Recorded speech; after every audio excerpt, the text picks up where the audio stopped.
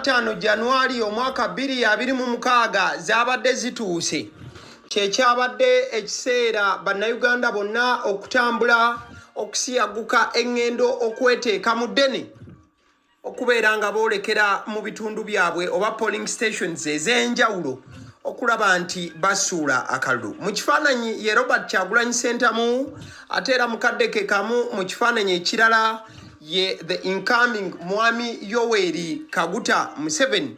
Awo nno naye yabadde akutte akakonge oba ka ballot paper ng'amaze okuba nga yeetiikinga okubeera nga asaba bannayuganda asobole okudda nate era nga president w'eggwanga lino. Bino byonna byabaddewo ng'ennaku z'omwezi 15 omwezi guno ogwa Januari omwaka 2026 nga bwe ndikodingira emboozi eno kitegeeza luno lubeera lunaku lwakusatu bukya kino kyabaddewo. Wabula mukaddeke kamu ojja kujjukiranga ebula olunaku lumu okubeera nti tutuuka ku lunaku olw'okulonda eggwanga lya Uganda. The birthdays of soulmates. Believe it or not, your birth twin flame Uganda yayingira akaseera ak'enzikiza. Enzikiza si ey'amataala oba amasannyalaze wabula okubeera nga yintaneti yamaamulwako n'esooka eggibwako era bannayuganda bangi ne babeera mu kaseera nga tebasobola kuba nti bawuliziganya ne bannaabwe abali munda w'eggwanga oba ebweru waayo naddala nga bakozesa emikutu emigattabantu. Si kyekyokka ekibadde wabula wabaddewo n'embeera ey'okubeera nti abantu abamu beegugunga abandi ne bakoleeza ebipiira abalala ne batandika okubeera nga baleekaanira waggulu n'okulaga obutali bumativu olw'embeera ez'enjawulo ezibadde zitambula mu ggwanga okuviira ddala kulonda mu bitundu eby'enjawulo abandi nga balina bye beemulugunyaako. Ojja kujjukira nti wano mwe mwali n'embeera y'okubeera nti obuma bu BVVK obwali buleeteddwa okubeera nti bannansi bwe bakozesa okulonda bwasooka ne bujeema era process nedda mu mbeera eya manual nga tebakozesa kyuma wabula nga bakebera mu register ne banoonyaamu erinnya lyo ne basobola okubeera nga bakukkiriza okubeera nga olonda. Ebingi ku ebyo bye bimu ku bibaddewo mu nnaku ezo 2-3 wabula wakati nga omukka ogubalagala gubadde gukubwanga mu bantu ababadde balaga obutali bumativu oba ababadde nga bateekawo embeera ey'ensasagge. Mu kifaananyi gw'olaba ye mukulu amanyiddwa nga Donald Trump. Ono ye president ow'eggwanga erya the United States of America. Giyite America abangi nga bwe mugiyita.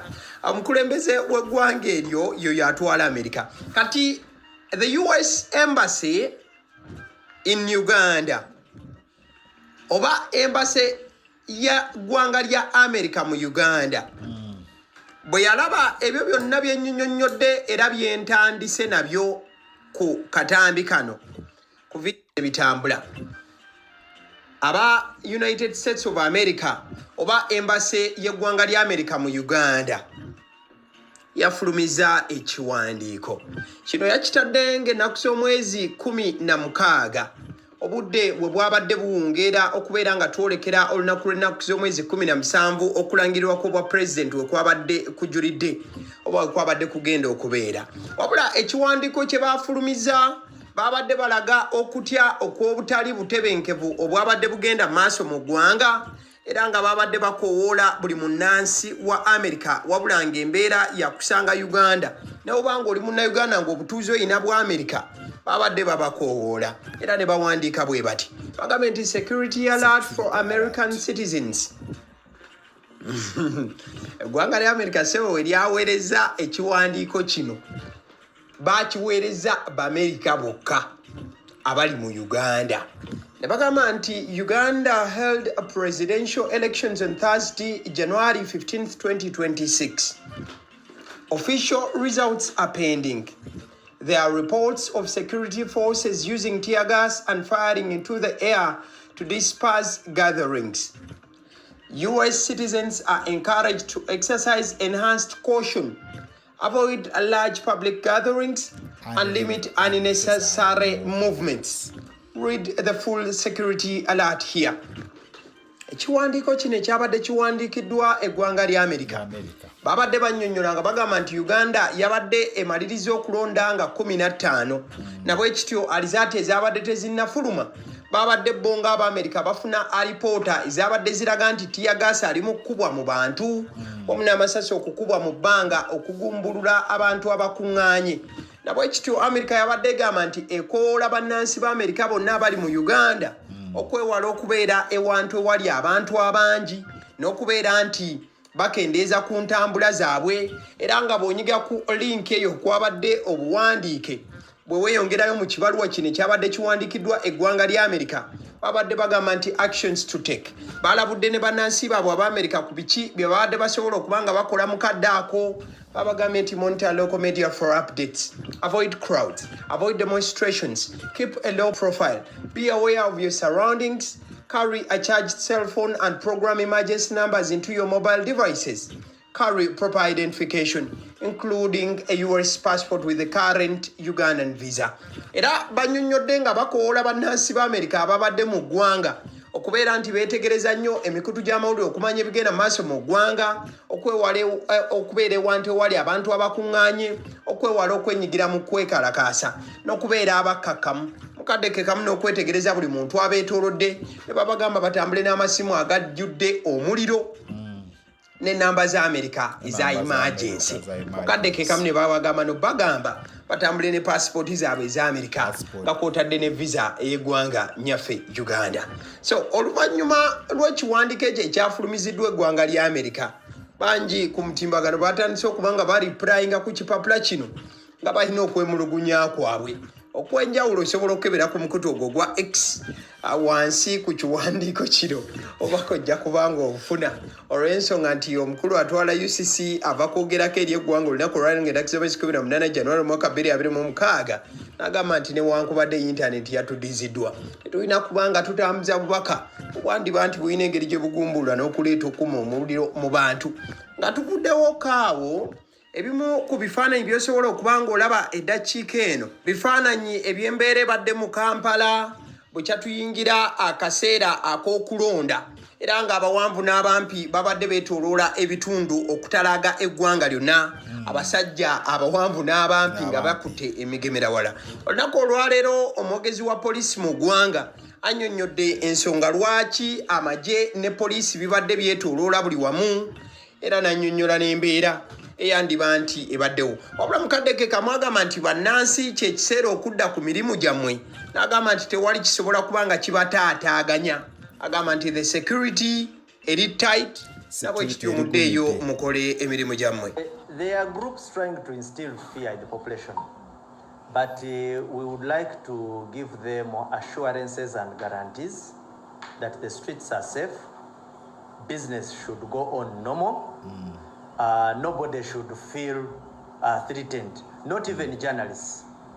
Actually, where you have challenges as journalists, you really need to reach us as police management and any other leaders within the security and government circles.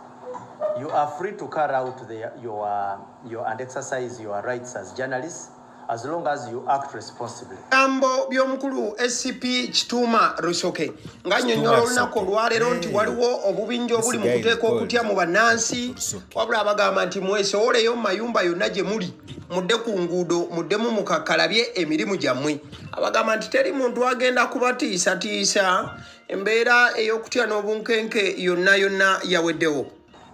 We have restricted areas which I guess you know where you need accreditation. And what I can see, and I know most of you here are accredited, you have your accreditation badges, tele centers, and like for example, yes, you cannot cover a security installation. Some of these things, you know them, they are at your fingertips. But ordinarily working as a journalist, I don't think there should be any threat. But just in case it was an act of an overzealous security person, you can always call us in to try to make interventions. But one statement at least I can make, Eble, is we have tried to talk to security officers to restrain themselves from making unjustified attacks on our journalists. And when you make a comparative analysis, there has been a very cordial relationship between the journalists and security.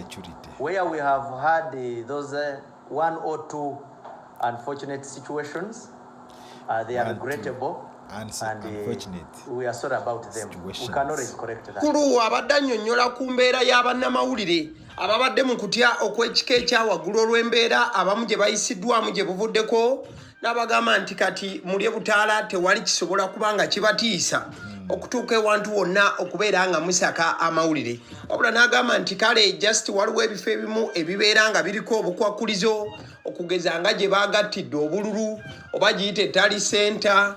Nagamba nti eyo okutuukayo olina okubeera nga oweereddwa embeera ya accreditation oba olukisa.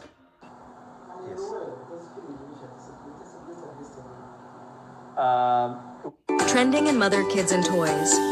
Alibaba.com, a leading B2B e-commerce platform. We shall give statistics about fatalities in an organized and in a single statistic. I mean, on a given day. We shall give statistics about fatalities in an organized and... That they are going to give statistics about the fatalities. Abagambye AFUDDE stegera. In a single statistic. I mean, on a given day. Because I do not have information about scattered incidents as a communicator for Uganda Police Force. Ekyo ky'owulidde omukulu ayogerako abadde annyonnyola nti poliisi yakuvaayo ennyonnyola omuwendo gw'abantu abaafudde. Ekyo ky'owulidde agamba fatalities. Nti baakuvaayo bannyonnyole omuwendo gw'abantu abanaaba bakakasiddwa abaafudde mu byonna ebibadde bigenda mu maaso. Wabula agambye tasobola kubanga annyonnyola essaawa zino olw'ensonga nti tebannaba kubanga bakola confirmations olw'ebitundu ebyenjawulo wano na wali ebiyinza okubeera nga tebinnagattibwa kufuna muwendo mutuufu ogw'abantu abaluguzeemu akaba wakati nga ebyabaddewo ebyokulonda. Kale akatambi koolaba katambi akakwatiddwa olunaku olwaleero ziri ennaku z'omwezi 18 January omwaka 2026. President Museveni lwasoose okubanga alabikako eri eggwanga oluvannyuma lw'okubanga alangirirwa omulamuzi Simon Byabakama Mujenyi. Ono yamulangiridde akawungeezi k'ennaku z'omwezi 17 January omwaka 2026. So olunaku olwaleero azzeemu okuba nti alabikako eri eggwanga. In fact ali Rwakitula. Yes, ali Rwakitula. In fact when recording the emboozi eno badde ateekateeka kubanga abaako obubaka bwawa eri eggwanga. I think that is what they call an acceptance speech. Speech eyo omuntu gyawanga amaze okuba nti akwasibwa obuyinza oba in fact tebannamukwasa buyinza kozi tannatuuka kulayira, but speech eyo eraga nti nga olaba waliwo speech eri econsiding a defeat omuntu gyawa singa baba bamuwangudde kati naye agenda kuwa speech eyeeyozaayoza ye nga ye n'okuyozaayoza bonna abaagenze ku polling stations ne bamulonda. So wazakaga osobola okulengera omukulu atuuse n'asooka akumba mukaawo n'abagamba munnengedde. So enteekateeka sayidi eyo eri mu kugenda mu maaso nga bw'olaba. That is Rwakitula for you right now. As I'm reporting, my brother, my sister, bali mu kuteekateeka. So wagenda kubaawo omukolo ogwo ogw'okwebaza Katonda. In fact ndabyeko Mufti mubajje naye ng'aliko awo asabira President Museveni. Ale nzikiriza nkutegeeze ku bannaffe aba Honey Bites. So that was so good. What do you think about this video? Like, share, subscribe if you're new. Should we look at some of the comments? Yes, let's have like 5 comments or 10, and we see whether we can have another video. Yes, Joan Official, in simple terms, gains are very protected. So this this is Joan Official, that in simple terms, gains are very protected. Gains are very protected. Maria, thanks for the update, brother. Pido. Whoever insists on something always wins. Always win. This rule works. Waremerako owangula. Waremera ono hangula. Jane. Museveni must go. Enough is enough. Museveni aine kugenda. Enough is enough. Mrs. Danson. We still need our man Museveni. We still need our man Museveni. That is Danson. Hey.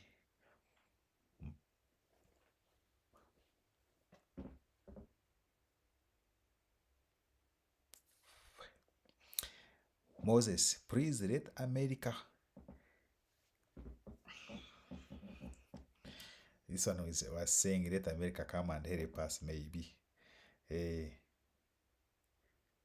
Chiwuwanviri. What kind of a name is this? What the hell? The fuck? Chiwuwanviri. The fuck? What kind of a name is that, bro? Muja kukiriza into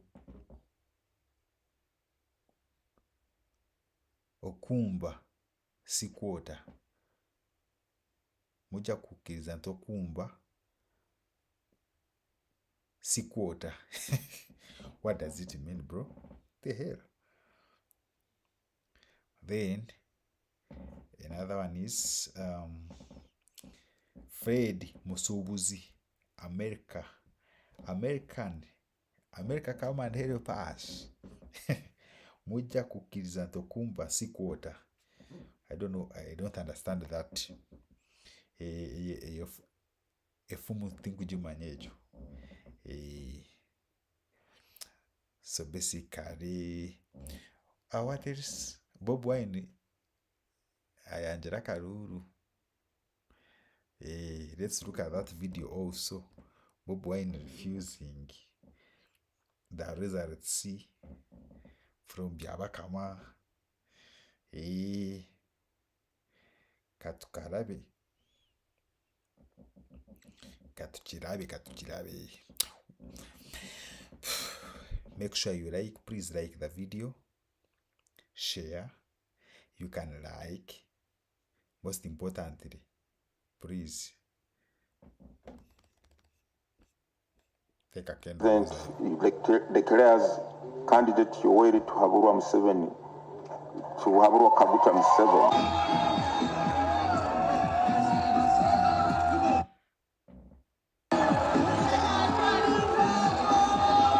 Elected president declares candidate Yoweri to Haburwa Museveni to Haburwa Kaguta Museveni.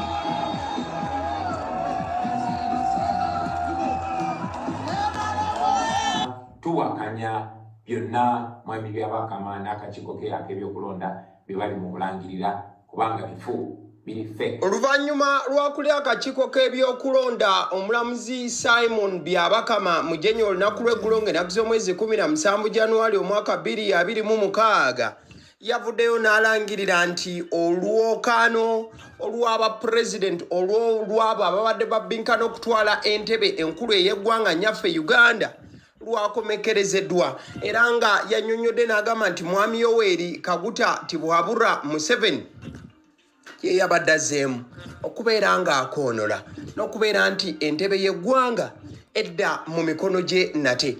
Yabadde mu kifo ekyokubiri ye mwami Robert Kyagulanyi Ssentamu aka Bobi Wine. Wabula oluvannyuma lw'okulangirira okwabaddewo olunaku olw'eggulo. In fact omukulu Robert Kyagulanyi Ssentamu Bobi Wine yalaze obutali bumativu n'okwekandaga wamu n'okuwakanya byonna ebyavudde mu kakiiko k'ebyo. Oh shit. Sorry about that. K'ebyokulonda ng'agamba nti omulamuzi Byabakama bino byonna byawadde bannayuganda Bobi Wine yabiyise fake. Okusookera ddala tugaana tuwakanya byonna mwami Byabakama n'akakiiko ke ak'ebyokulonda bye bali mu kulangirira kubanga bifu biri fake. Tebirina ngeri gye bikwataganamu na byabadde mu polling station byalondeddwa, tebirina ngeri gye bifaanaganamu na biri ku declaration forms zetwajje mu bitundu ebisinga okwetooloola eggwanga. Bye basoma bifu, tebalina bye babijja, bagezaako okubba akalulu k'Abannayuganda oluvannyuma lw'okuggyako internet, oluvannyuma lw'okukwata ne bawamba ba agenti baffe abasinga obungi, n'oluvannyuma lw'okupakira obululu ogezaako okukuba naye ne bigaana ne basalawo kati bakyusize ddala results bo basome ebyabwe. Wakati nga Bobi Wine annyonnyola n'okukakasa nti bino byonna ebyabadde bisomwa byabadde byoyo yabadde abisoma wabula si bya bannayuganda, yakoowodde bannayuganda n'abagamba nti kyekyandibadde ekiseera okuvaayo okubanga balaga okuwakanya kwabwe ne se kuwakanya yenna wabula ate era mukadde ke kamu n'akiikira ensingo bannamawulire bonna abasazeewo okubeera nti bagendera ku ebyo ebyabadde biweerezebwa eri eggwanga ng'agamba nti nedda woowayintayi nedda. Twagala okubiwakanya n'okubyesambajja era n'okukunga bannayuganda bonna babigaane kubanga si bituufu. Njagala n'okusitula eddoboozi eri bannamawulire abo abatadde essiira n'ogezaako okubuzaabuza obwongo bw'abannayuganda babateeke lubowa kumanya Byabakama byali mu kusoma. Wakati nga Bobi Wine akunga bannayuganda yayogedde ku nsonga y'okubeera nti eggwanga liri mu kaseera kazibuzibu we yannyonnyoledde nti okwekalakaasa kwabadde kutandise okubanga kutalaga wano awali era n'annyonnyola kubamu ku bannabyabufuzi abafunye obuzibu wamu n'abantu ba bulijjo we yannyonnyoledde nti abantu abaweererako ddala ewa Honorable Muwanga Kivumbi bakubiddwa amasasi era abamu ne bafiirawo mbulaga. N'agamba nti bannange naye nga ensi eri ku muliro, okwekalakaasa kujjudde eggwanga lyonna era bannansi bangi bakubiddwa amasasi abapoliisi n'abamagye okugeza lunaku lw'okulonda kwennyini ewa Honorable Muwanga Kivumbi abapoliisi bakuba abantu amasasi ne babatta mu nnyumba ya Honorable Muwanga Kivumbi. Emukono basse abantu bana, ebwayise basse abantu bana, emakindye basse abantu basatu. Tukyalinze okumanya abantu bameka abatuufu abatiddwa oba abatuusiddwako Ebisago, Ekayunga ne Lweru. Bino byonna babisirikiridde kubanga intaneti teriiko. Anono Bobi Wine yagatiddeko nti amazima byonna ebyabadde bigenze maaso tebyabadde mu kusalawo kwa bannayuganda wabula byabadde byawukanira ddala n'ekyo. Mukadde ke kamu ayogera ku DR forms oba ziyite declaration forms oba empapula ezo ezigabibwa mu bifo ewaba walondeddwa okulaga ttoto y'omuntu byaba afunye ku lunaku olwo.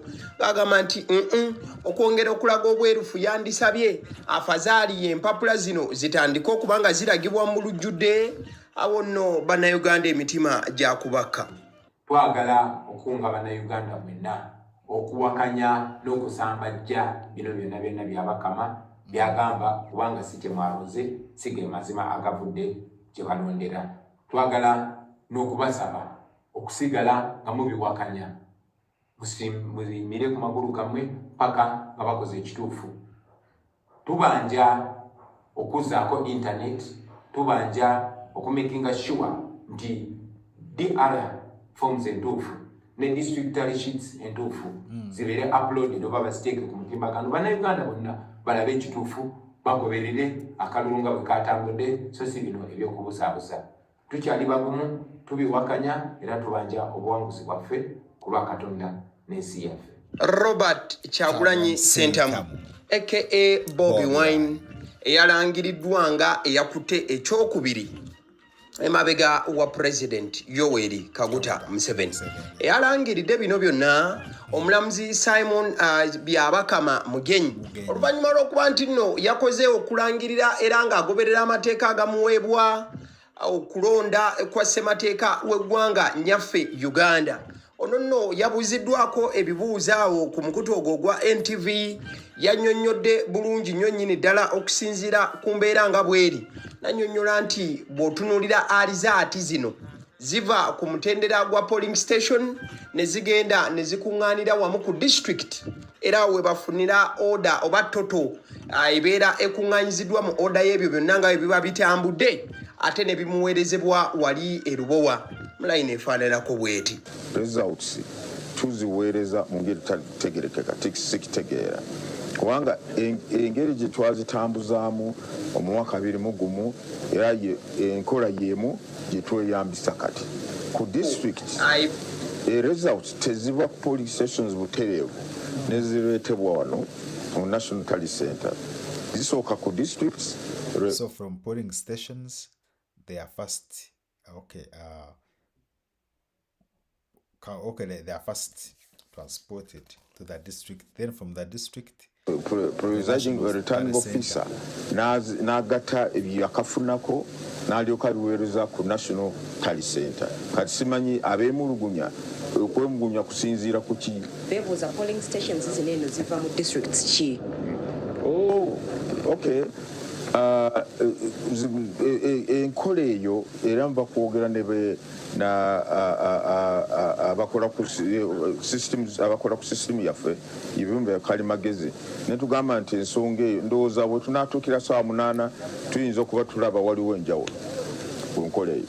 Omulamuzi Byabakama ng'annyonnyola nti yeewuunya abo abagamba nti results bazitambuza mu ngeri etategeerekeka nabwe kityo kwe kubalambululira era obubaka ng'abuweereza Bobi Wine na buli omu eyabadde alaga obutali bumativu ku alizaati ezaafulumiziddwa. Bakira mukaddeke ka Bobi Wine annyonnyola ku mbeera y'okuba nti abasajja babadde bamusibidde ewaka oba ekintu kye wandiise house arrest era ng'agamba nti oba owaayi Mukama yataasizza mutaasa n'asobola okuba nga abeetaggulukulako nga ne gye buli eno waayogerera bangi tebamanyiiwo. Mbadde mu house arrest ne mukyala wange okuva ng'ennaku z'omwezi 15 lwe twalonda naye ng'olunaku lwakyo ekiro twalumbiddwa abasirikale nga bali wamu n'abantu bangi abatategeerekeka kubanga tebabadde mu byamagye babadde mu ngoye za bulijjo era ne bafuna amadaala ne balinnya ku kikomera kyaffe ne basalako amasannyalaze ne basalako ne kamera zaffe zonna. Ebyo nga bigenda maaso bandi bayambibwako ennyonyi ekika kya namunkanga helicopter ng'erina ekitaala kyekibamulisiza byonna bye bakola. Mu bulumbaganyi obwo nasobodde okweyisa obukodyo ne neemulula ne ntoloka mu maka gange neera nga kimanyi yakozeseza obukodyo. Kati nga Bobi Wine akakasa nti ne gye buli eno abasajja bakyamunoonya okwagala okumanyira ddala obutuufu bwa awatuufu wayinza okuba ng'ali essaawa zino. Abantu nno wakati nga bannayuganda babadde tebali ku mutimbagano, bannayuganda abalala babaddeko era naddala abali ebweru w'eggwanga waliwo amawulire ge babadde batandise okubeera nga bannyonnyola n'okutambuza nti Robert Kyagulanyi Ssentamu yabadde alumbiddwa ennyonyi namunkanga era nti eno yabadde emwetise era abamu nga bagamba yabadde atwaliddwa mu disitulikiti y'Ekisolo. Wabula bino byonna poliisi yavuddeyo n'ebisambajja negamba nti gano amawulire agabadde gatandise okuba nga gatambuzibwa abantu abamu babadde balina ebyabwe bye beenoonyeza mu mbeera emu oba endala. In fact, a screenshot ey'abamu ku bantu abadde bapositinze amawulire gano.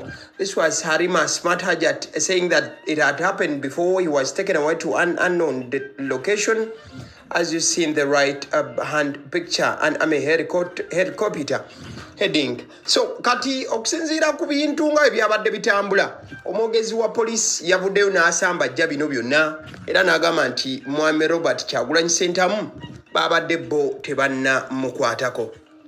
I would like to issue a statement. Simplify your workflow and stay focused on what matters.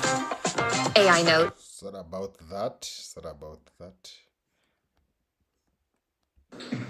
On behalf of Uganda Police Force, in respect to allegations that are making rounds on some media spaces, and they have also found their way to other communities that have access to social media platforms, especially outside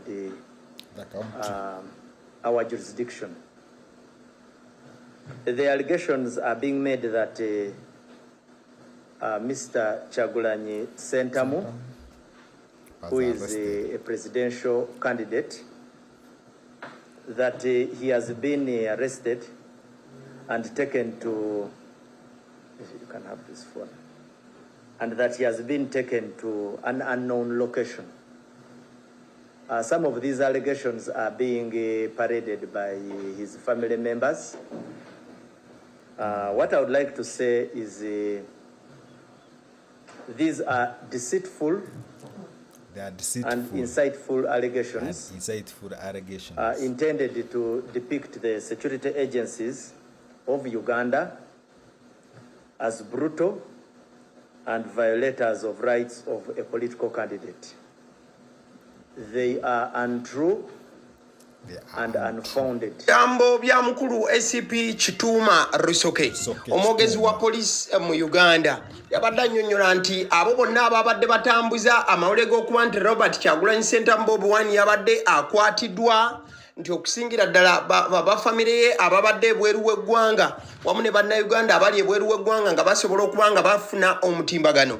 Bino byonna babyogedde era nga babikola mu ngeri ya kusiiga poliisi wamu n'ebitongole ebikuuma ddembe ettoomi, era nga agamba nti ababadde batambuza bino babadde just baagala kulabisa bulabisa poliisi bubi n'okugamba nti yo ekola ebintu n'okutyobola eddembe lya munnabyabufuzi.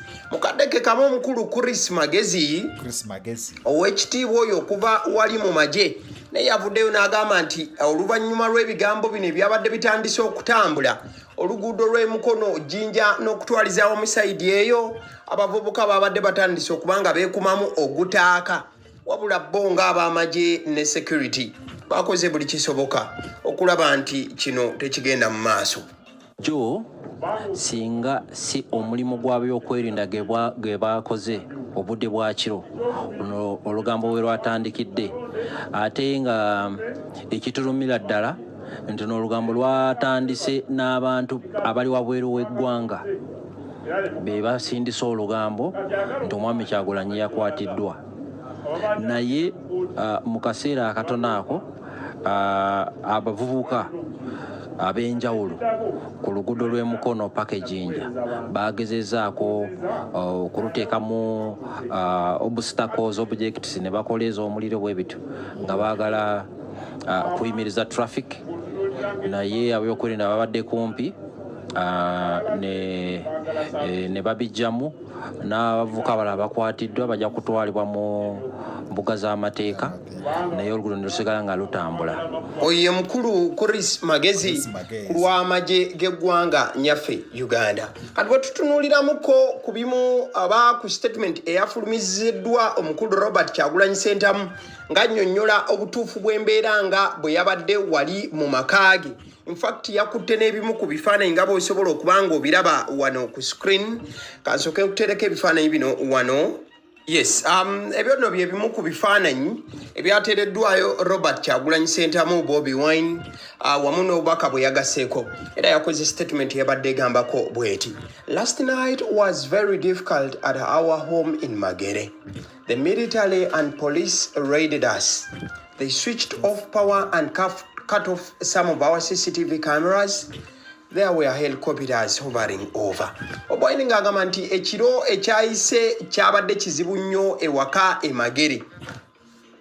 Abasajja ba military babasazeeko ne bajjako amasannyalaze era ne kamera za CCTV nazo ne bazisalako. Agamba nti helicopter zatandise okuba nga zeetooloolera mu bbanga. I want to confirm that I managed to escape from them. Era Bobi Wine agamba nti ayagala okukakasa bannayuganda nti ye yakoze buli kisoboka era abasajja bano abawanvu n'abampi yabatoloseeko. Currently, I am not at home, although my wife and other family members remain under house arrest. Era Bobi Wine yannyonnyodde nti amazima ye essaawa zino oba yabadde awandiikira bino teyabadde waka newankubadde nga omukyala wamu ne family babadde mu arrest oba nga bakwatiddwa ewaka. I know that these criminals are looking for me everywhere, and I am trying my best to keep safe. Agamba nti akimanyi bulungi abasajja bano bamunoonya buli kisoboka. Wabula n'agamba nti agezaako okukola buli kisoboka okusigala nga ali safe. I understand that there has been great concern and speculation regarding my whereabouts. Wano nno yayogeredde ku nsonga y'okuba nti bannayuganda abamu babadde batandise n'okugamba nti musajja wa Katonda abuziddwawo. N'agamba nti ekyo tekyabadde kituufu wadde nga abantu bangi babadde ku bunkenke. Please understand this is the context of a nationwide internet shutdown. Era Bobi Wine n'agamba nti kino kijja kubeera nti internet yabadde mu ggwanga lyonna. Unlock your stay for less with app exclusive prices. Thought about that. Ejjeddwako ekifaananyi kya omulamuzi Simon Byabakama. Bobi Wine avuddeyo n'awakanya buli kimu ekyalangiriddwa omukulu. Bagamba nti no. Nedda. Kale bwe tuddayo, please understand this is the context. Given the commotion that happened at our house at night, and given that no one is allowed to access the house. Bobi Wine n'agamba nti ekyaleetedde abantu okubeera nti batandika n'otambuza amawulire nti yabadde yabuziddwawo kyavudde kubeera nti omutimbagano gwo nga gwo oba giyite internet yabadde teriiko. Kati ng'ate terina muntu akkirizibwa kuyingira mu maka ge. Kati ne kireetera abantu okuba nti batambuza amawulire agabadde gasoose okuba nga gatambula. In fact, waliwo ekifaananyi kino kyolaba ku screen ky'amaka ga Bobi Wine nga waggulu waliwo ennyonyi ekubyemu ekitaala mu maka gano. Ekifaananyi kino kyabadde kitambuzibwa ku mukutu oba ku social media newankubadde nga bangi temubadde ku internet, but kino kye kimu ku bifaananyi ebitambudde ennaku ebbiri eziyise. Wabula ekifaananyi kino si kyeky'omwaka guno ogwa 2026 January. Kino ekifaananyi kya kalulu kali akaggwa mu 2021. Newankubadde nga banki badde batambuza, in fact obubaka bwadde butambulira ku kifaananyi kino bwabadde bugamba nti ennyonyi yabadde zze eyo gy'olaba nti neekwata Bobi Wine ne mukyala we ne bamutwala paka mu district y'Ekisoro, but that was not true. That was false. Oba gabadde mawulire ga bulimba tegabadde matuufu. Koze ekifaananyi kyo nga kyo kyabadde kifaananyi kikadde, but still era Bobi Wine annyonnyola n'agamba nti tali waka ne gyali yeekwese bwekwesi. Olw'ensonga nti abasajja babadde bamunoonya okusinziira ku bwannyonnyola era bw'owulidde wali. Kale nzikiriza nku. Yes. What do you think about this video? Do you have some comments? Let me see whether we have some comments. We have another video, so let's have some few comments. Oh, Marion wahereza ho abasida omusunsuzi waffe kukayo timwagaruwo. Eye of Eagle kati ekyagoranyi ali mu mbeera ki ng'ayogera ng'atalina amaanyi. Ng'ayogera ng'atalina amaanyi. That is Eye of an Eagle. Nakaya Gasara. Thank you for the good message. Then Janat Cheyine Wama, congratulations Jaja. We have another video. Do not. We have another video.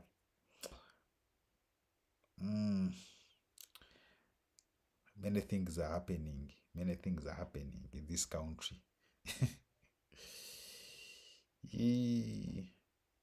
Many things are happening.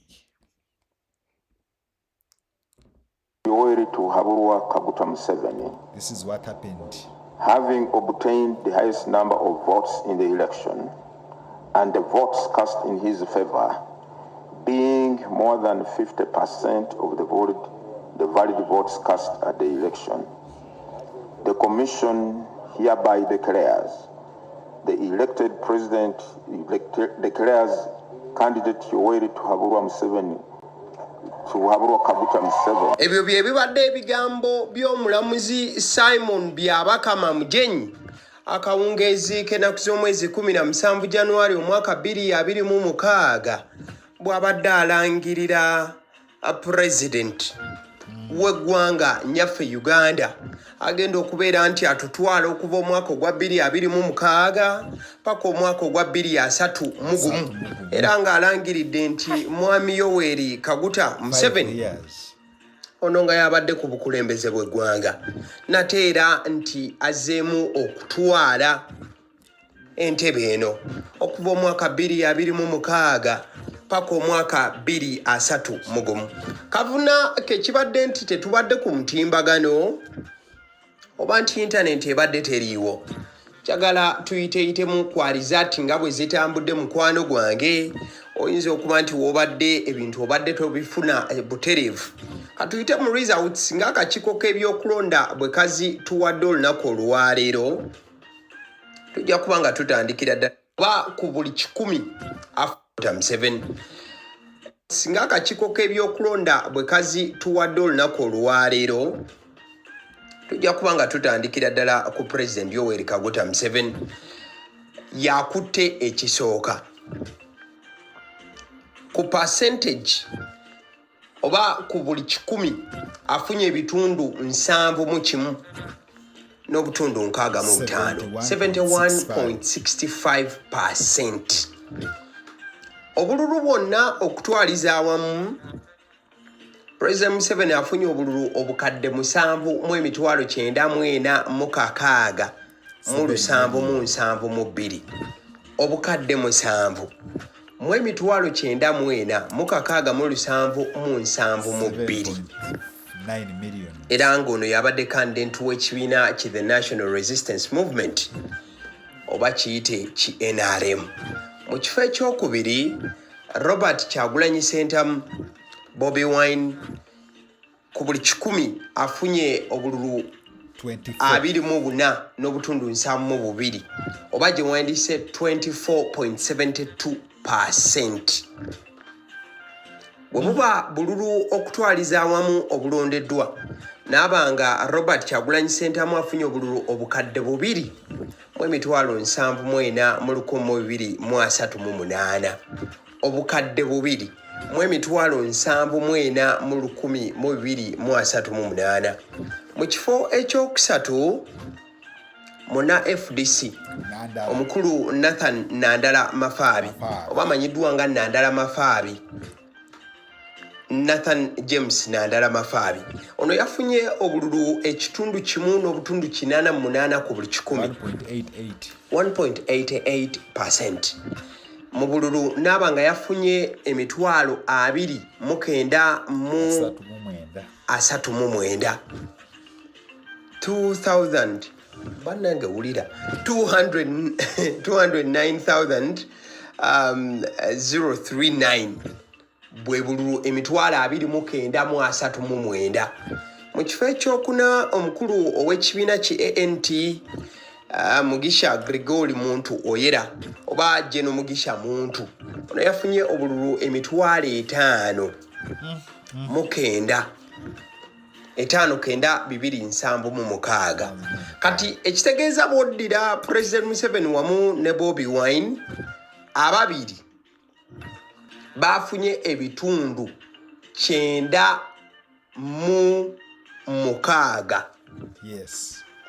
Ebitundu kale tugambe ebitundu 95 ebyobululu obwalondeddwa byagenze eri mwami Yoweri Kaguta Museveni wamu ne Robert Kyagulanyi Ssentamu.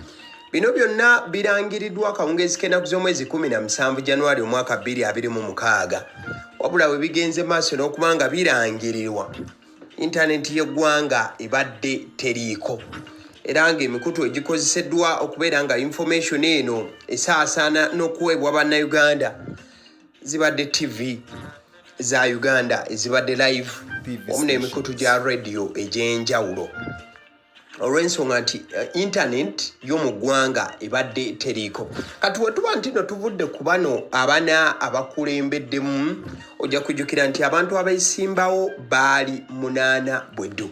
Kati oyinza okwebuuza nti we tuba tuvudde ku bano ate abasigadde kibadde kitya. In fact nga tetunnagenda ku basigadde, President Museveni olunaku olwaleero oluvannyuma lw'okulangirirwa kiba kitegeeza akoze record numbers. Bukya yeesimbawo okuva akalu ka 1996 abadde tafunangako bukadde 7,900. Nkiddamu President Museveni guno omwaka oba akalulu kano aba akoze record numbers. Buno obululu bukya atandika kukulembera ggwanga lino abadde tafunangako obukadde 7,946. In fact bw'obanga otunuddemu kebere percentage, kalulu akasooka ka 1996 yafuna ebitundu 74, 74.3%. Wabula ate si gwe muwendo gw'obululu gwe yafuna, era okuva olwo abadde afunira wansi wa 70%. Ojja kujjukira nti mu 2001 yafuna 69.3%, mu 2006 n'afuna 59.3%, mu 2011 n'afuna 68.4%, 2016 n'afuna 60.6%, ate 2021 akalulu ako kasooka okubeera nti abbinkana ne Kyagulanyi n'afuna ebitundu 58 n'obutundu 4 ku buli 100. Ekitegeeza nti omulundi guno enebeera record oba ziba record numbers z'abaafunye abadde tazifunangako. Bwe tutunuulira abantu abalala nga bwe bazze bafunamu obululu ng'oggyeko bano nga bwe mbakunnyonnyodde, ojja kutunuuliramu mu kifo ekyokutaano wabaddewo Buliira Frank Kabinga. Omukulu oyo abadde nno tanoonyeza ddala Kalulu, wabula yakutte kyakutaano n'obululu 4,459,959. Mu kifo eky'omukaaga Kasibante Robert ono naye abadde afunanga obuzibu bw'amaanyi nnyo okunoonya akalulu, yakutte kyamukaaga, yafunye 3,340. Wabula ate Munyagwa Mubaraka ye olumu abadde alabibwanga ng'anoonya akalulu, yakutte kifo kya 7 ne3,166. Mabirizi Joseph ye yasembye n'obululu 2,358.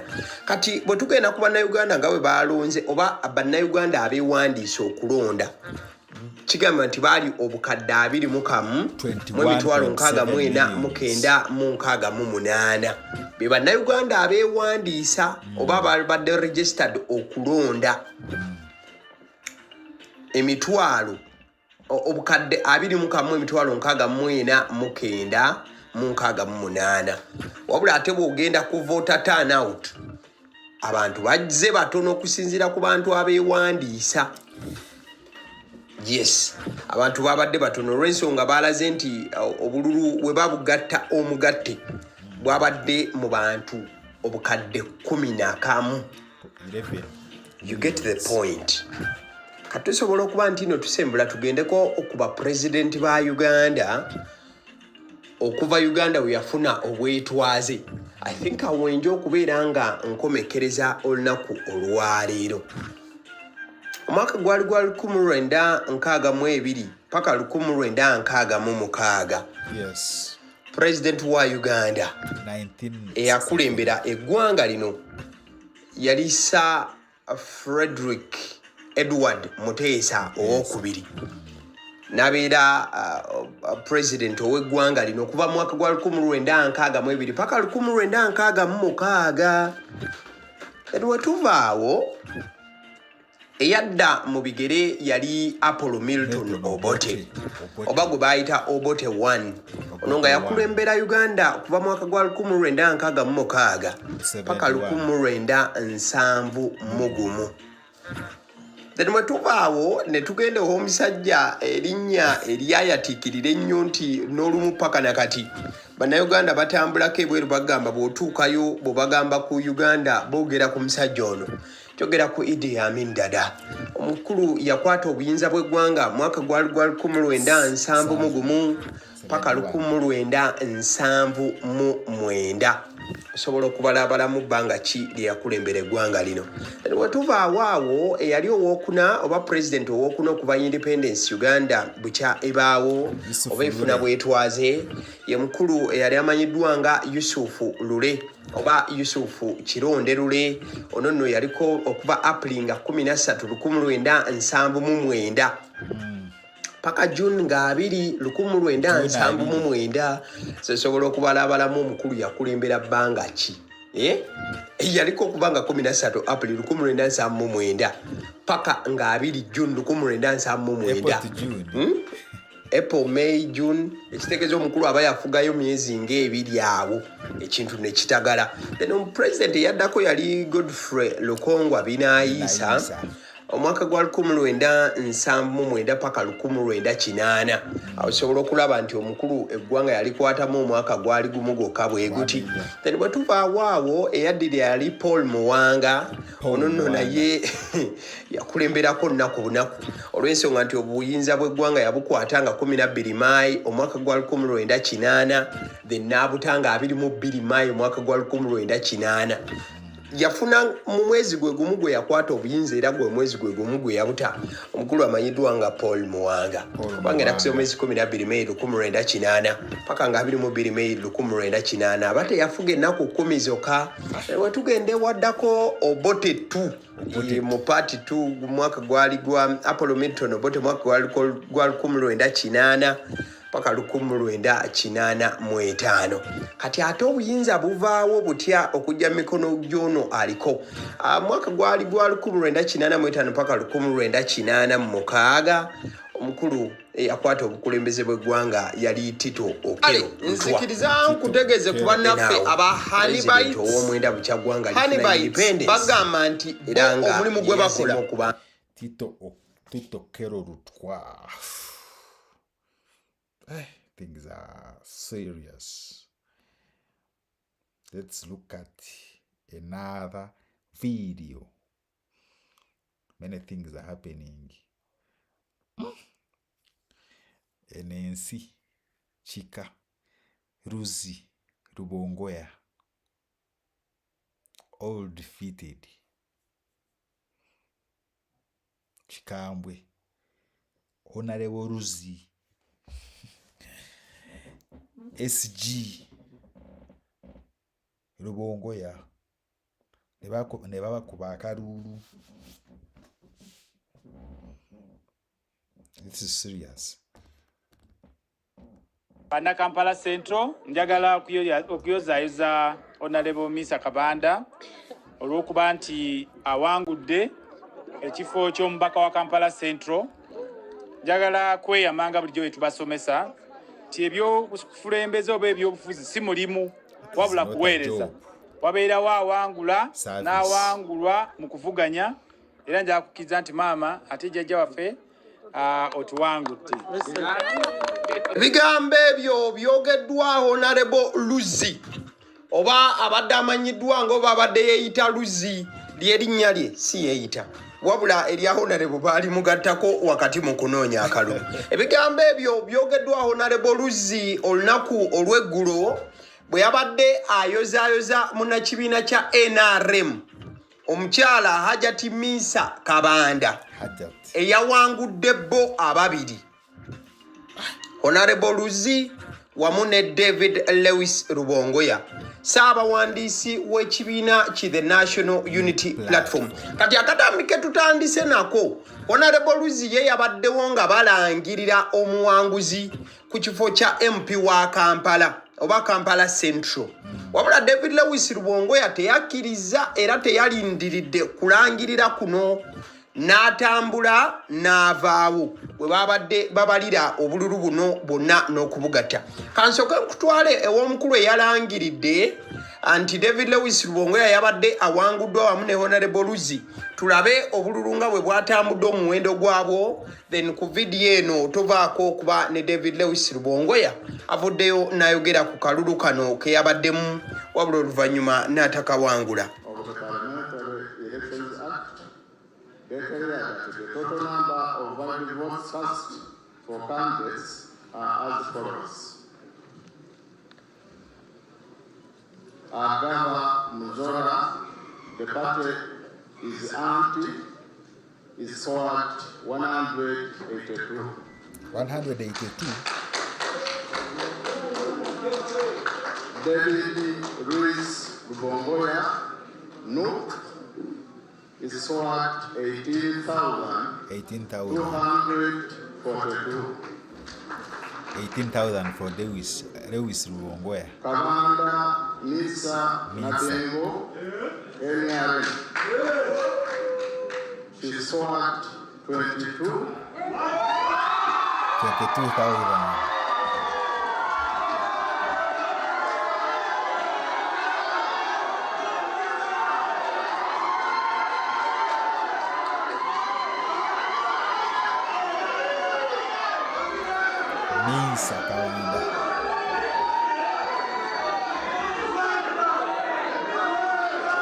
Atyo returning officer ku lwa Kampala district bwe yalangiridde nti omukyala Hajati Minsa Kabanda yabadde awangudde David Lewis Rubongoya wamu ne Honorable Luzzi mu kalulu k'omubaka akiikirira bannakampala direct wali mu parliament y'eggwanga nyaffe Uganda. Ono nno yagambye nti Hajati Minsa Kabanda yabadde afunye obululu emitwalo 2,200 wabula David Lewis Rubongoya nti yafunye obululu omutwalo gumu mu 842. Ekitegeeza nti Hajati Minsa Kabanda okuwangula kwe abeera yasinze David Lewis Rubongoya obululu 4,000 bweddu. 4,000 votes. That is a huge margin.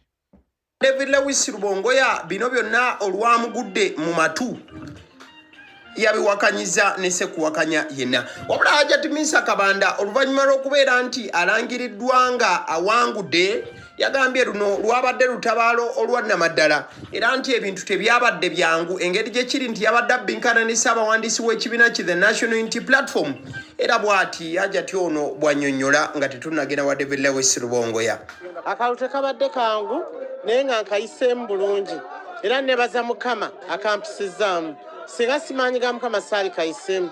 Kampala Central munene ekyokubiri mbadde nvuganya n'abantu abanene nga Secretary General wa NUP nze obwange buli bwabadde bwalaali bwe njogera ali bwabadde bwa mazima nga buli mu straight line abantu balonze naye alina we yampangudde nange nina we nakoze eki we namuwangudde. Bigambo bya Hajati Minsa Kabanda muna NRM eyalangiriddwa mu butongole nti akubye David Lewis Rubongoya akalulu era ku gap ya bululu 4,000 bulambirira olw'ensonga nti oli bamuwadde gumu 8 David Lewis Rubongoya gumu 8,242 ate Hajati Minsa Kabanda ne bagamba nti afunye emitwalo 2,200. Kati mbadde nkunyonnyola nti David Lewis Rubongoya oluvannyuma lw'okuwekka enneenya embala y'akalulu nga bwe yabadde etambula na byonna ebintu nga bwe byabadde bikyayimiridde okusinziira okulangira nga bwe kwabadde kutambudde David Lewis Rubongoya teyalindiridde oba teyatudde kulangirira bakira yatambudde n'avaawo era yagenze akinoganya nga n'okulangira tekunnaba nti akalulu kano tekasobola kubeera feya ne bw'oba ofa otya era yagambye nti ebirumira byabadde bingi. Kati katugende ewa David Lewis Rubongoya teyakoze interview ya katambi wabula yakozesezza bukozesa omukutu gwe omugatta bantu n'ateekayo obubaka bakira ne gye buli eno tannabakubaako kiwandiiko kirala kyabaga okuggyako ekiwandiiko ky'olaba ku screen eddakiika eno omukutu guno ogwa YouTube ogumanyiddwa nga agaliwo agwe kyafunyeeko. Katusooke tukiyitemu bwe tuti. David Lewis Rubongoya mu buwandiike agamba bw'ati. Update. By yesterday evening, we had a very comfortable lead in Kampala Central MP race. This was after they raided various polling stations, did all manner of staffing, and beat up our people in Chisenyi. David Lewis Rubongoya agamba nti bwe twatukidde olunaku lw'eggulo akawungeezi amazima twabadde ffe tukulembedde mu lwokaano lw'omubaka wa Kampala oba MP wa Kampala Central. Wabula ekyewuunyisa nti twabadde tukulembedde nga bamaze n'okuba nga balumbagana polling stations ez'enjawulo ne bakola obubbi bw'obululu bwonna bw'oyinza okuba ng'oyogerako wamu n'okubanga bakuba abantu baffe. Tugambye ensoma kiwandiiko ekyawandiikiddwa David Lewis Rubongoya agamba bw'ati: In Kisenyi 1, violent gangs took over polling stations and were taking NRM with reckless abandon as many times as they wanted. David Lewis Rubongoya agamba nti mu Kisenyi 1 agavubuka gakyala kimpadde galumbaganye ebitundu ewalondera oba zi polling station ne gatandika okuba nga gateyikinga NRM ku bukonge era ne bakola byonna bye baayagadde. Still we had a comfortable lead by evening. David Lewis Rubongoya agamba nti newankubadde ekyo kyabadde era twasigadde ng'abasajja tukyabakulembedde ne ssekukulembera yenna. What did they do? David Lewis Rubongoya n'abuuza mulowooza ki kye baakoze? Today at around 9 a.m. wano nayogera ku nnaku z'omwezi 16 January. Lero ziri nnaku z'omwezi 18. Agamba enkya yanga 16 January ku ssaawa 3 ez'okumakya. The returning officer shocked all of us when he read over 3,000 votes for the NRM candidate. Nti ku makya ga 16 January, David Lewis Rubongoya agamba nti naye kennyini ng'omuntu yaguddewo ekigo ku ssaawa 3 ez'okumakya oluvannyuma lwa returning officer okubeewuunyisa bwe yasomye obululu obusukka 3,000 ng'abuwa owa NRM. Hajati Minsa Kabanda okuva ku All Saints Church polling stations erinaanaganye ne State House. Then announced thousands of votes from Summit View polling stations where the military personnel vote from. Nti kati ate oluvannyuma n'alangirira 10,000 ez'obululu okuva ku polling station ya Summit View aba military we balondera. Our polling agents were beaten up and chased from most polling stations. David Lewis Rubongoya agamba nti abamu ku bantu be oba ba agent be bakubiddwa ne bagobwa ku polling stations ez'enjawulo. Our protestations were ignored by the police and EC despite winning comfortably in 17 parishes out of 20.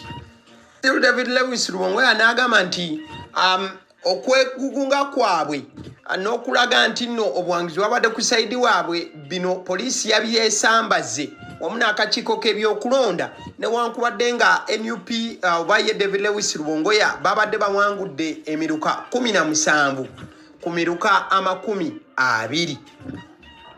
They are hell-bent on announcing the very unpopular, incompetent NRM candidate just to prove a point that they are in charge. David Lewis Rubongoya mu kuwandiika kwe n'agamba nti abasajja bano balinga geyeena oba ekintu kye baakoze kyefaananyiriza embeera eya geyeena oluvannyuma lw'okubanga baalangiridde omuntu abadde tamanyiddwa nnyo nnyini ddala munna NRM. I remain very grateful to the people of Kampala Central for their overwhelming support. David Lewis Rubongoya n'agamba nti ajja kusigala ng'asiima bannakampala olw'omukwano n'obuwagizi bwe baamulaze. Despite the regime's move to usurp their voice, this of course has happened in many other places around the nation.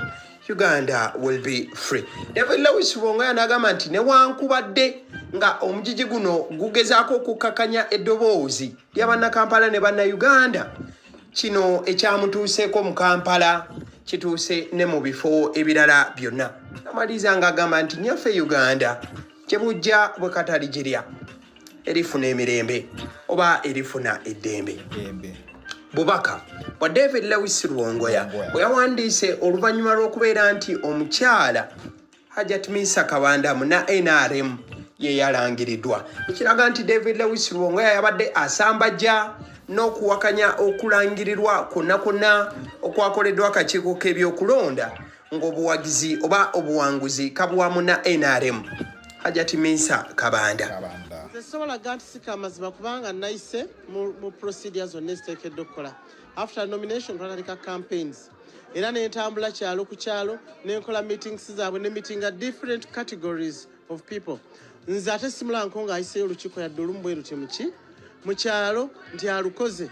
era nga nze mbadde ngamba nti Akalulu agenda kajjawa ne kakoze kano kanene nnyo kubanga mbadde entambula nga bunaku ntambula emyezi 2 gye baatuwa ngenda kunju nkola rallies ngenda ku meeting a different people abavubuka abakyala abasajja bonna abantu abebigaali abatembeeyi bonna nga mbasinkana naye nga yesimulira nkonga agamba tibannange bano mbasinkanye so nga neebuuza era nze ndowooza nti ekimweseza Akalulu kano ebadde umbrella. Bigambo ebyayogeddwa Hajat Misa Kabanda oluvannyuma lw'okulangirirwa nti ye Kampala Central MP eyalondeddwa n'obululu emitwalo 22 n'akuba David Lewis Rubongoya ku bululu omutwalo 1,242. So omukyalo ono yagamba nti yeewunyiza n'okwewunya okubanga David Lewis Rubongoya yasobodde okubanga afuna obululu bwe yafunye olw'ensonga yagamba nti yabadde ng'asaggula ku gurawundi nesse kusaggula yenna wabula nti David Lewis Rubongoya abadde ku gurawundi tagendayo bigambo bya munna NRM kati bwe tuddayo ekibaddewo kibadde nti ebbanga lyonna abantu Akalulu bakatunuuliza nga abantu babiri Honorable LUZZI wamu ne David Lewis. That's true. Because all of us knew that the competition was between LUZZI and Rubongoya. Very surprised. Rubongoya. Era Hajat Misa Kabanda ku social media abadde nga tayogerwako nnyo nnyini ddala. So Honorable LUZZI oluvannyuma lwa Akalulu kano okutambula nga bwe katambudde ye yavuddeyo n'akonsidinga defeat oba n'akkiriza nti bamukubye Akalulu. Era ye mu kuyita ku social media teyawandiise nga bw'olabye David Lewis Rubongoya yawandiise ono ye yawandiise ebigambo byabadde nga 15 byokka. Yagambye nti I thank you my supporters. We have not lost. The best candidate won. Sarah is told. Ye yawandiise ng'agamba nti mwebale nnyo abawagizi bange tetwafiiriddwa Akalulu kano wabula candidate eyabadde omulungi oba eyasinze ye yakatutte. N'amaliriza ng'awandiika eŋŋombo egyabadde ng'atambuza nti Sarah is tall. So ku sayidi eyo Honorable LUZZI ye yakkiriza nti bamukubye Akalulu wabula David Lewis Rubongoya okusinziira nga bw'abadde ku ground ne bw'abadde atambula n'okwetegereza buli kimu yagamba nti nedda Akalulu banzibye Akalulu bankuttemu tekisoboka kubanga kyatambudde bwe kityo. So ke Kalulu ka owa Kampala MP Central muna NRM yakatute. Kale nga tumaliriza video eno mukwano gwange ebintu si birungi n'akamu mu parliament y'eggwanga nyaffe Uganda. Wakati nga bangi bali mu kwesoga parliament era ng'obuwanguzi bukyali mu kulangirirwa wabuliwo omukyala afulumye parliament wabula tagifulumye nti nno atambuza bigere oba kugifuluma mu ssanyu. Omukyala ono avudde mu bulamu obw'ensi eno. MP era nga yabadde akyaliko oba ekisanja ekibadde kiri mu kumalirizibwa. Omukyala ono alangiriddwa sipiika w'eggwanga nyaffe Uganda tyavudde mu bulamu bw'ensi eno. Honorable Apollo Stella Isodo yafudde wakati nga internet webadde teriiko akawungezi k'olunaku olw'eggulo. Speaker Anita Among yagambye nti with a heavy heart I announce the unfortunate death of our colleague and sister Honorable Apollo Stella Isodo, the woman member of Parliament for Ngora District, after a short illness. Sincere condolences to her family, colleagues in Parliament, the people of Ngora, the FDC fraternity and all her friends. Send-off arrangements will be communicated later. Tino omutima oguzitowa. Nangirira okufa kwa munnaffe sister Honorable Apollo Stella Isodo abadde woman MP wa Ngora District. Omukyalo ono kigambibwa nti yalwaddemu katonotono. Teyalwalidde ebbanga ddene. Yalwaddemu katono okakananga afudde. So Speaker wa Parliament akungubaga wamu n'abafamile ya Honorable Apollo Stella Isodo wamu ne banna MP banne bwe babadde mu parliament eno eri mu komekerezebwa wamu n'abantu bangora ababadde balonda omukyalo ono yafiiridde mu ntebe oba yafudde nga yali mu ntebe ya bwa member of parliament obwangora district. Honorable Apollo Stella Isodo tunakuwala wamu ne banna Uganda wamu ne banna parliament wamu n'eggwanga lya Uganda oluvannyuma lw'okufiirwako woman member of parliament omukyala Honorable Apollo Stella Isodo. Rest in peace, rest in power, Honorable Apollo Stella Isodo. Oh, thanks for watching. Hey, what do you think about this long video? We're going to be having these streams every day. We look at what is happening or what really happened in the uploaded show edition. So don't forget, always tune in, subscribe, like. You can drop a comment. Drop a comment, please. Yes. When you drop a comment, at least the video will at least move. Go. Let me see whether I have some comments here such that we round up our video. Which story caught your eye? Which story caught your eye?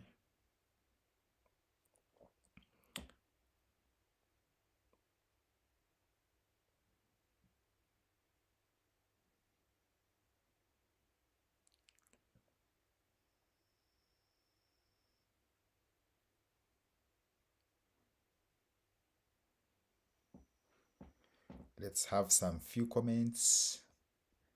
We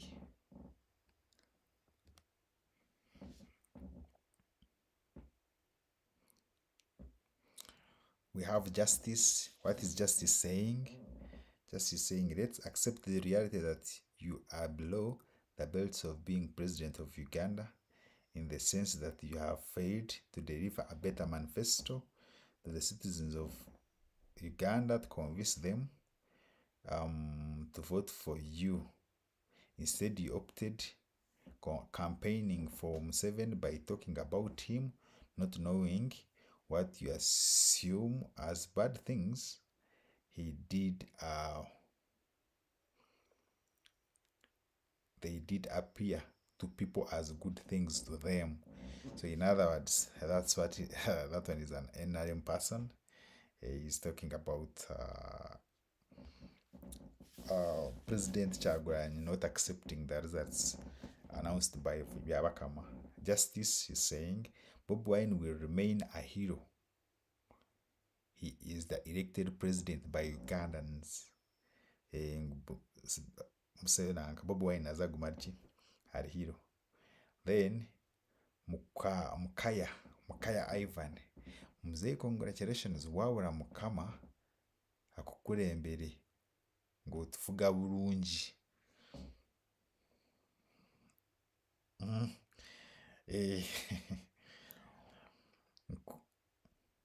Nkusi say, use those skills to enter the state house.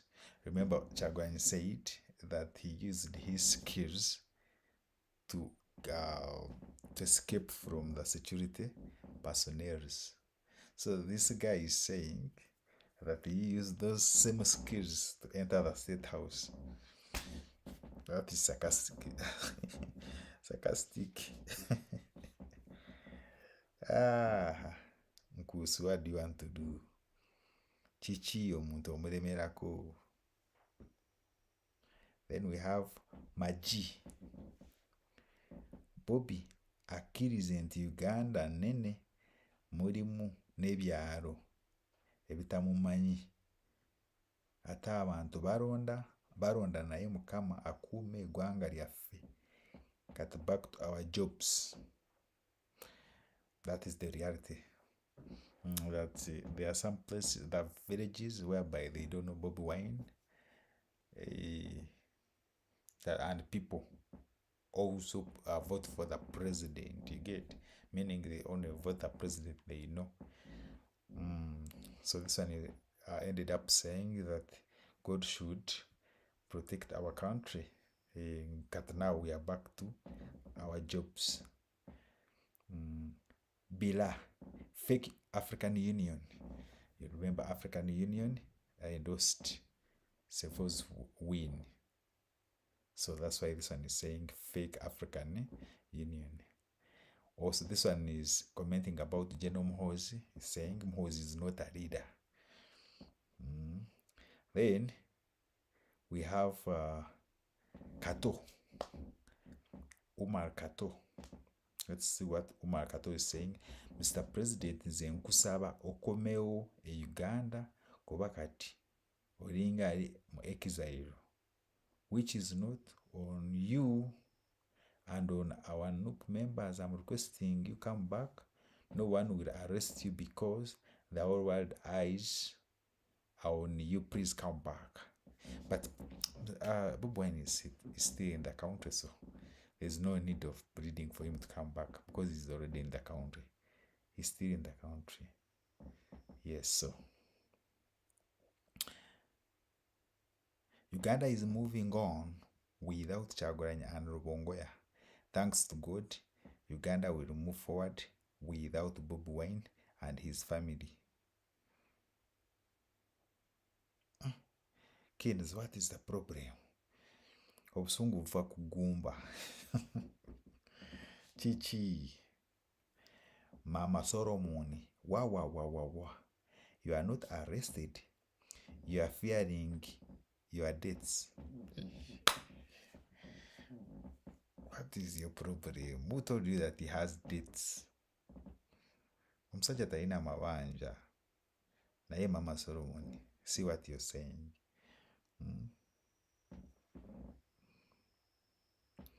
Enaku ez'omubbi zibaana. We are tired of you, Muzeye. Enough is enough. Kazende jaja, humura. Ate nawe Muhoozi va ku Bobi.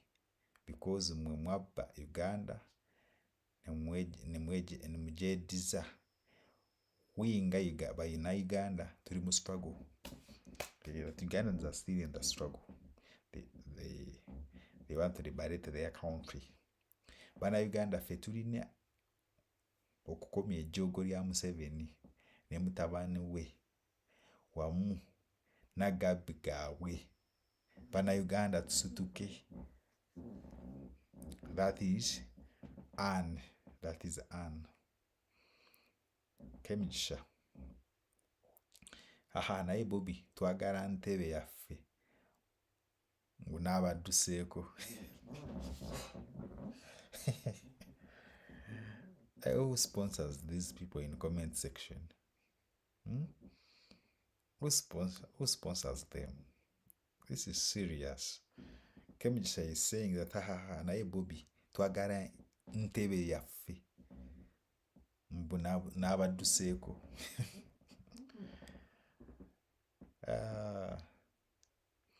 And among you are not one of them. Ask Gilbert Oranya. Oyinza obutalya gainizo.